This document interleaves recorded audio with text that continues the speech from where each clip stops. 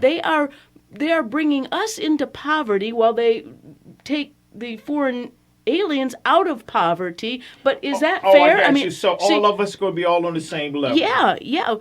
So Well, so they're destroying our wealth that we spent centuries building. I mean, America wasn't built out of a utopian dream. It was built out of hard work, moral behavior, and a framework of law that we were able to create this wonderful society. Well, so you I just suggest pointed out something. Not to cut you off.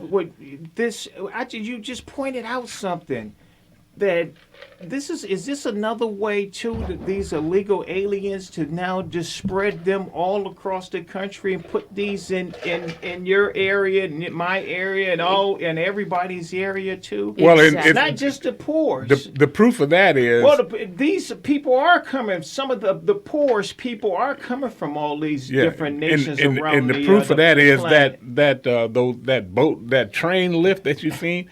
All of those people that were on those trains, you have no idea where those people were dispersed. And that was last summer too. Yeah, nobody knows where all of those people went. Right. And that's by design. They sent those people in the areas that are predominantly voting against the progressive ideas, and they sent them into those areas, and they disappeared. Yep. And so this is they're just setting the table, but in the area that we know that there's poverty. Oh, I see what you said. This is how they're gonna remake red areres into blue. From red to purple to blue. Exactly right. And then they're financing this because those each one of those kids come with some money. And when they relocate them, they get all of the benefits and all of that. But the thing about it is, in the areas that we know that poverty is, there are a number of people that live in those areas that are in poverty almost by choice, because they want to protect the government subsidies that they're getting. So they tell people, well, I'm poor, I don't have any money, and I need this and I need that.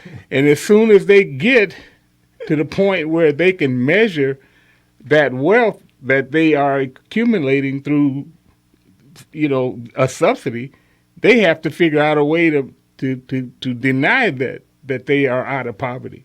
So where Washington, I got you. So where now Washington is coming up with new ways to raise even though they're raising wages, the minimum wage. Those people are actually asking the employers to cut back on their hours, so they don't go over the amount of money that they can make and maintain the subsidy that they're getting from the government. You know what? I've got a good idea on how we can solve this. I think we should take all 545 legislators and their staff and their cronies and their whores and their lobbyists and send them over to the third world to build a new America. Yeah. But don't take our wealth. Yeah.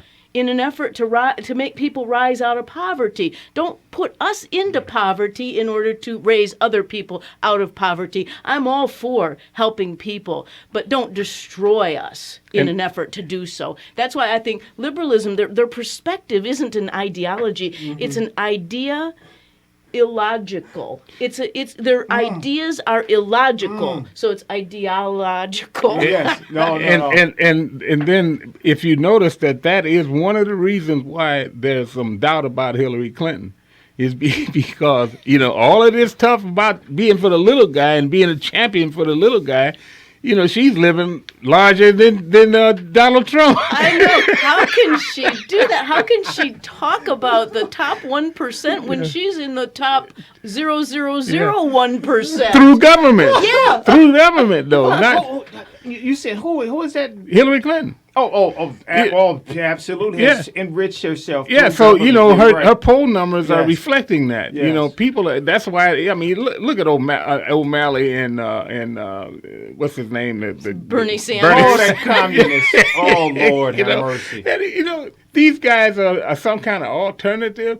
They would have been laughed out of contention a couple of years ago Bernie Sanders, admitted socialist. I mean, admitted communist. Yeah. I call him a But this is where the yeah. country, and then this is why I'm not optimistic at all, because people would vote for that fool. Yeah, I'm gonna get our first call on the line while he get our guests. So we run a few. Well, we're right on track, and we have Mr. Bruce from Grosse Pointe. Good morning, Bruce. How you doing? Oh God, guys, I'm trying to hold up as best I can with all this garbage coming down day after day out of this administration. You know, one thing, I don't know if you guys mentioned this also in this disparate impact nonsense. Not only is this going to apply to housing, but it's going to apply to every facet of American life. Because the Supreme Court ruled, I think it was 5-4, and I'd love to know which justices voted for this. You do not even have to prove that there's discrimination going on. All you have to do is look at statistics, and then they're looking at statistics by race. You know, and this is going to be a lot more far-reaching than just the housing market. Yeah, and I believe that to stop this dead in its tracks is that for cities and municipalities is to not to comply. Period. Right. To just reject them altogether. Right across the board, exactly. And sue you know, over and here, then get them we've already had one litigation. housing collapse, one housing crash where property values have plummeted. Yes. In 1999, when we got this house, we got it for less than $200,000, and it's been losing value ever since. Wow. So this is just going to accelerate the process, and a lot of people are going to wind up moving out. And then to other greener pastures, if you want to put it that way. And then they're going to turn that house, your house, and other houses just into Section 8 housing. And the people, because they don't own it, they're gonna let that property fall. Before you know it, they're gonna be mowing the lawn over that house. Yeah, exactly. And as far as your guest is coming up, I'm going to be listening to what he has to say. But watching this other video, and I guess from what I understand, there's several hundred hours of video that the CMP is getting ready to release. Yes. This isn't just something that they decided they were going to do overnight. They've been at this thing for 3 years, and. You know, this poor doctor, you know, I almost feel sorry for her. She doesn't have a Lamborghini. Oh, poor baby.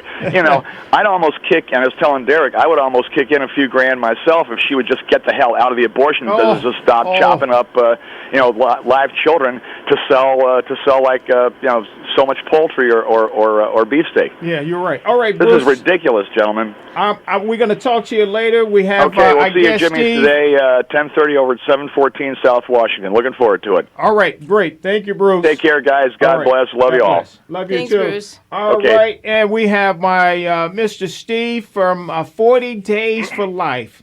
40 Days of Life right here in Ann Arbor, and Steve is one of the chairs, and he's a spokesperson. And Steve, you know, I know you wanted to say something. And good morning to you. And you're in the studio with Phil Stargell. You know Phil. You know Janice Daniels. As a matter of fact, Steve, you're the one that provided Phil and I the signs a few years ago when we needed. We came right to your home. Yep. That's right. So, you know they're going to be moving. They're going to probably be building a community housing project right across the street from you soon. So, let me know when your house is for sale. I'm a buy it so I can rent it out to somebody for Section 8. Yeah. But anyway, go ahead and finish up. All right. Go ahead, Steve. Good morning, my friend. What did you want to talk? I know you wanted to talk about this, so I'm going to let you go ahead. And then the roundtable, we're going to have an exchange with you. Well, I've been helping out with the 40 Days for Life. I don't know if you want me to start with that. Yeah, go ahead and tell us, our audience, a little bit about that project. Yeah, that's a prayer campaign that started years ago, and it's prayer and fasting and peaceful, prayerful witness in front of Planned Parenthood, and they try to have a presence 24 hours is what they try to do. Oh, nice. For 40 days and 40 nights. Although our campaign, our campaign is going 7 a.m. to 7 p.m. Okay. So and it starts on September 23rd and goes to November 1st. Okay. So if you go to, if you want more information on that, you just go to 40daysforlife.com/Ann Arbor. And you can get more information on that campaign. So as far as the Planned Parenthood selling the fetal organs. Yeah. What was your feeling? Before we get into your group's feeling on this, what was your feeling when you seen some of these videos that surfaced that people from Planned Parenthood, top executives, they already told us publicly, the public, that this is not a child, it's a blob, that they don't feel pain. This is what the typical talking points that they tell women when they go into one of these abortion mills. But then when they get in there, now they're signing off on forms, we find out, so that they can harvest these the child's body parts so that they can sell them for Lamborghinis and Porsches. Yeah, and I'm wondering how much of that form. I mean, does the mother actually get to read it, or is it fine print in the form? I don't know, because it seems like this sure speaks to the humanity of the child when you start talking about their organs, harvesting their organs. Yes. So I was I wasn't surprised that Planned Parenthood is doing that. Mm-hmm. That doesn't surprise me. But I was absolutely blown away by this project that this group did. All right. In order to expose that. You're going to have to hold on. We're going to have to carry over on the other side of the break.